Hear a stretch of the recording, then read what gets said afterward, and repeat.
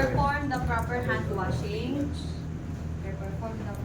Then next is to prepare all the materials needed. So we have bathtub, basin, baby's Milk bath. milk bath, cotton, towel, thermometer, washcloth, diaper, 2 towel, and then full set of baby's clothes. We have what is it? Lampin. Hindi po lahat. Oh. Clothes mo ba? Basta full set ng clothes sa baby. And then for body care, we have lotion, nail cutter, cotton buds, and gauze for babies. So let's start. After preparing all the materials needed, next is to put water on the bathtub and the basin. Okay, so put water, and then make sure that the water is warm. Not hot, not too cold. Yes. You see, check the water temperature using a wrist or elbow. So, I'm gonna use my elbow. Okay. Warm naman. Okay, so let's proceed to check first ang body temperature ni baby. First is to clean the thermometer. Lahat ng gagamitin natin kay baby is kailangan disinfected. So for example, this is the alcohol, and then may bahay wala kasing available. So may bahay to, nakalagay sa loob. So clean siya, na-disinfect na siya. So dahil hinawakan ko po ito, this would be the dirtiest part. So clean natin ang thermometer through cleanest part to dirtiest. So clean the thermometer to cleanest to dirtiest. Then discard cotton balls. Discard. One stroke discard, miss. Yes, one stroke discard. Hindi na One stroke. pabalak Yes. pa. Okay, so check natin ang body temperature ni baby. Ang Celia. Yan. So while waiting, and so what's the 36.5 to 37.2 normal body temperature. Okay, so yan, tumunog na 37. 37, pwede ba? Pwede po manikuan, normal. So proceed tayo. So before we proceed, clean ulit natin tong thermometer. Yes. Alcohol. So this would be the dirtiest part. Ito na po ang cleanest part. So clean ulit from cleanest to dirtiest. Part. Isa pa, cleanest to dirtiest. Then balik natin sa bahay.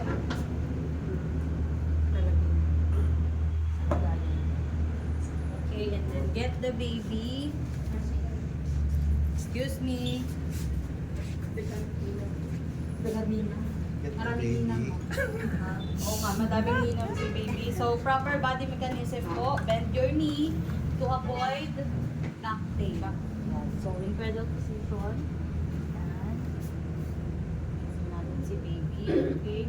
So, during your assessment po, you need to treat this baby as a real this dummy as a real baby. Okay? Treat nyo siya as a real baby po. Ano po? Sige na. Okay na. And so, kausapin naman natin si baby. Hello, baby. How are you today?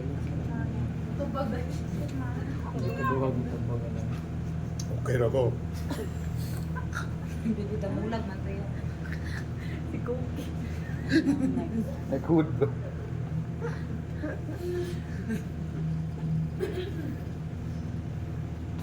Okay, so let's check yung diaper ni baby. So sa pag-check ng diaper, dapat naka-cover pa rin po si baby to avoid pulling. Wow. 30. Oops. Yan. So nag-poop si baby, clean po natin.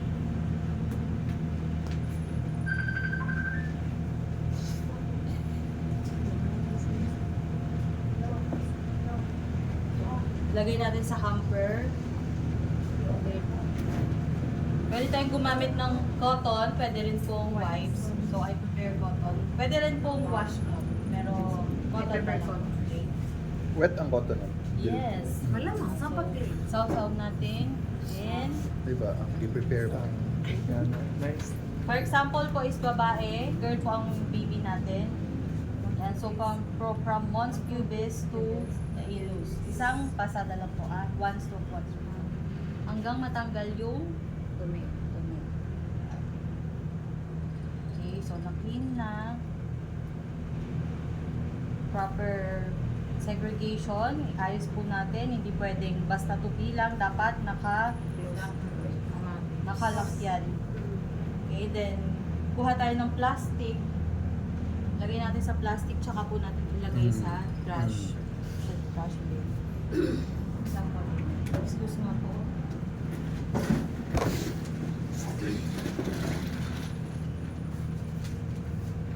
Okay, then cover the baby.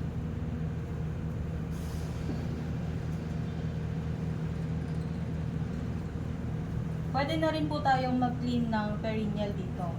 Pero sa akin, mamaya na lang kasi mag-wash pa naman sige. Para isahan na lang po. Okay, so proceed tayo sa eyes and sa face. So, top with clean water. So, clean natin ang eyes ni baby from inner canthus to the outer canthus. Upper lid po muna, upper lid. Then lower lid. Upper lid from inner canthus to outer canthus. Lower lid from inner canthus to the outer. Sa kabila din po, discard ulit ang bulak. And upper lid, inner canthus to the outer canthus. Lower lid, inner canthus to outer canthus. Then discard. Okay. So, check din po natin yung nose ni baby. Baka may mga dyan. Then, suction natin. Okay. Yan. Then, proceed po tayo sa face using the Tagolawit technique. Fold lang natin yung mita ng ganun. Yan.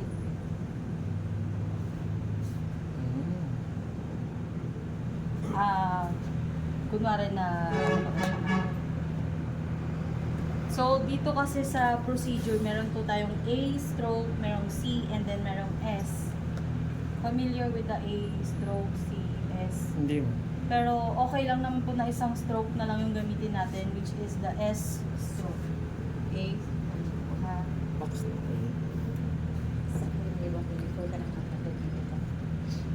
So, S stroke from forehead to the ears, down to the bridge of the nose.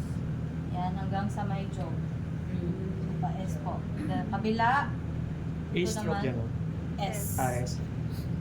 Forehead, sa ears, sa cheeks, sa nose. Down to the jaw. Okay po? Vice versa. Ulitin natin ha.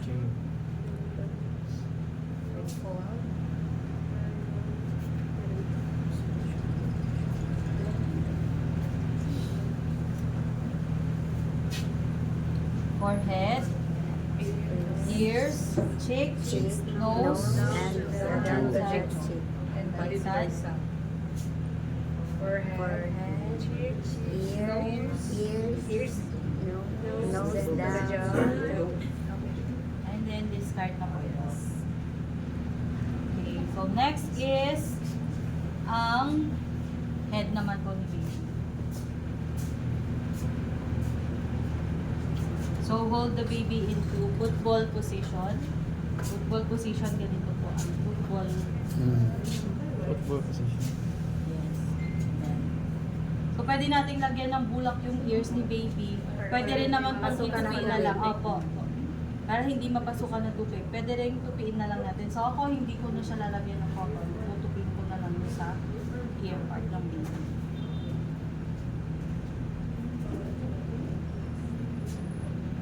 Natupi. Yan. Basahin natin. Rinse. from frontal to the occipital. Then, wash natin. Kuha tayo ng bath. And from, in circular motion to remove the cradle cap. Pwede rin natin gamitin itong brush. Para matanggal po yung mga cradle cap ni baby. Yan. Gentle lang. And circular motion. Ganyan din sa likod. And then, rinse. Yan. Okay. So, pat dry using the Pranella. Then, tanggalin po natin. Magtanggal na tayo ng damit ni baby. Dry using the Pranella. Pranella po itong. May Yan. pagkatong may kay mga Mabilisan lang na pagtanggal ng gamit ni baby, ng damit ni baby. may And then, para hindi mabigla yung body ni baby, kuha po tayo ulit ng washcloth and then top. Yan. Punasan ulit natin. Punasan natin yung body ni baby. S. Yan. Para one stroke lang. Para lang hindi siya mabigla. Okay. And discard. And then, hold the baby upright. Okay, pwede yung discard. Yan. Sa bathtub na po tayo. Iiyak siya. Ha? Iiyak siya. Oo, iyak na siya. So, mabilisan lang from neck, sa arms, sa baba. Yan na. Yan. So, rinse. So, after po nun, dito na tayo sa may first towel. Pat dry si baby. Always na naka-cover po si baby ha kasi para hindi siya lamigin. And then proceed na po tayo sa perineal care. So kanina babae Oo, yung baby lalaki naman natin. yun. Hindi, babae muna. Ang babae mo. Babae pa din siya. So, in doing perineal care po sa babae, start tayo kay labia majora muna. Okay, kay labia majora. Sa labas Imagine yan. na lang. Sa labas muna bago sa loob and then from mons pubis to the anus. Mons pubis, clitoris, hanggang sa anus po. Ha? Okay, so labia majora. 7-7-1 technique naman po ito. Okay lang, nakikita nyo. Okay, so start tayo from mons pubis and then labia majora po. 7. Start. Mons pubis, labia majora, discard. Okay, mons pubis, labia minora, discard. Vice versa. Stop with water to ha.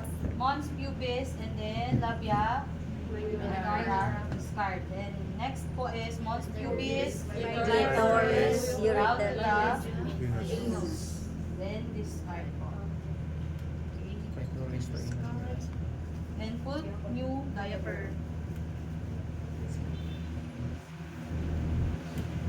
Pwede natin lagyan ng petroleum jelly. Kung nakita nyo medyo May rashes. rashes.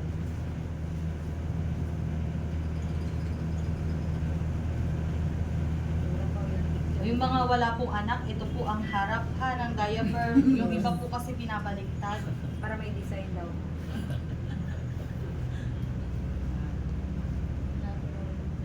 So what if meron pong umbilical cord si baby? Anong gagawin? Fold lang. Para di matouch.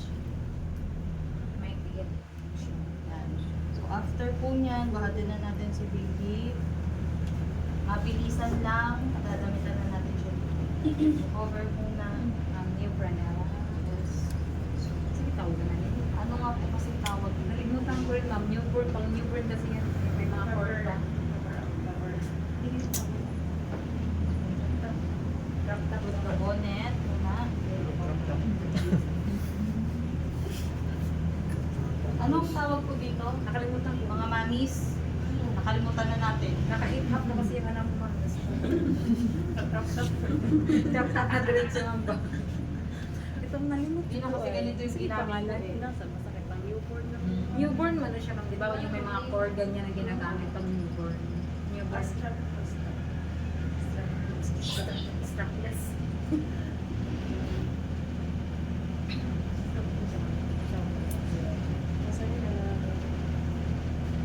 So, pwede na din tayo maglagay ng mittens and boots. Kung natin In-check tayo. panglulisan.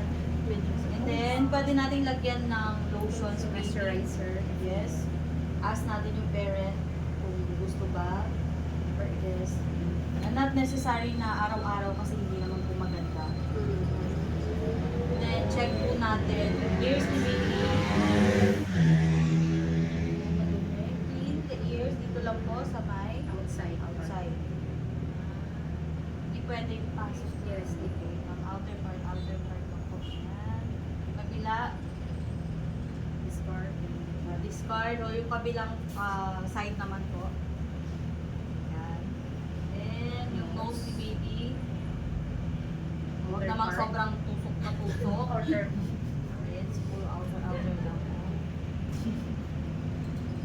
Then, clean ang mouth ni baby using floss. Floss.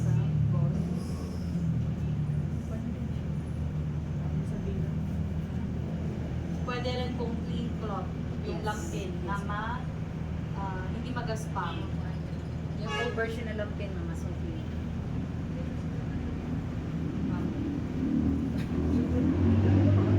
Wait, masang Then, top with distilled water po. Distilled water, and then, elicit natin ang sucking reflex ni baby para mag-open ng mouth. Yan. Clean, open. Clean po natin ang hila and then sa gums. And then, let's start. Give another one.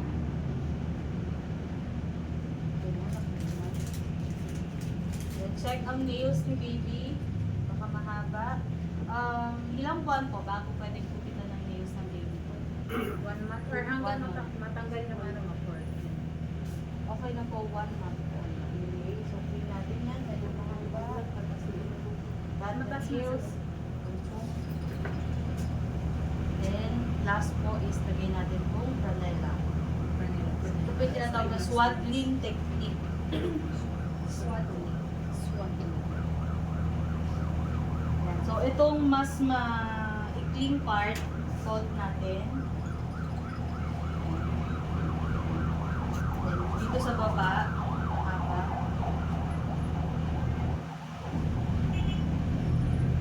Feel warm the baby. It's comfortable.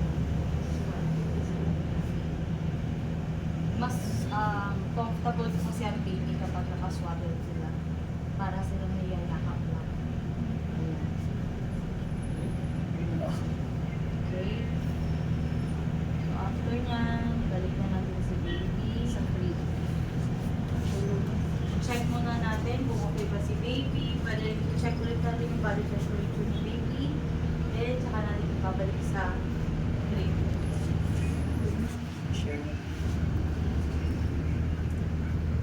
Okay. Proper body mechanism po ulit. Bend your knees. Bend your knees. Avoid pa yung back. Okay. Sleep na. Asa ang gatas? Yung gatas naman, mag-prepare tayo ng gatas naman sa baby.